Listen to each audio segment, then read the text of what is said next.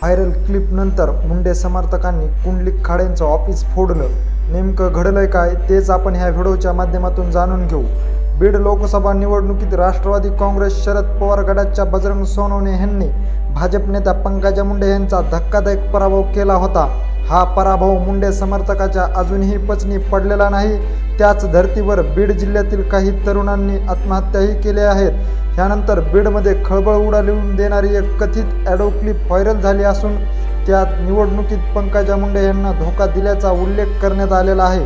ही viral झालेली audio clip Shiv Sena Shinde गटाचे जिल्हा प्रमुख कुंडलिक खाडे यांची असल्याची माहिती समोर येत आहे।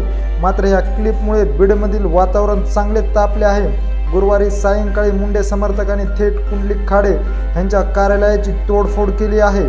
लोकसभा निवडणुकीत निकालापूर्वी झालेल्या ह्या कथित संभाषणाची ऑडिओ क्लिप आता सोशल मीडियावर मोठ्या प्रमाणात व्हायरल झाली असून पुन्हा एकदा बीड मतदारसंघात वातावरण तापण्याची शक्यता वर्तवली जात आहे।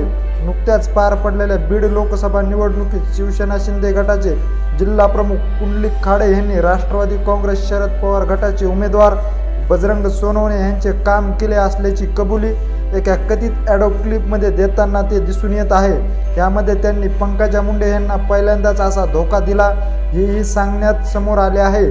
सोनवणे यांना निवडणुकीत मतासह पैशाची मदत केल्याची कबुलीही त्या ऑडिओ क्लिपमधून समोर येत आहे।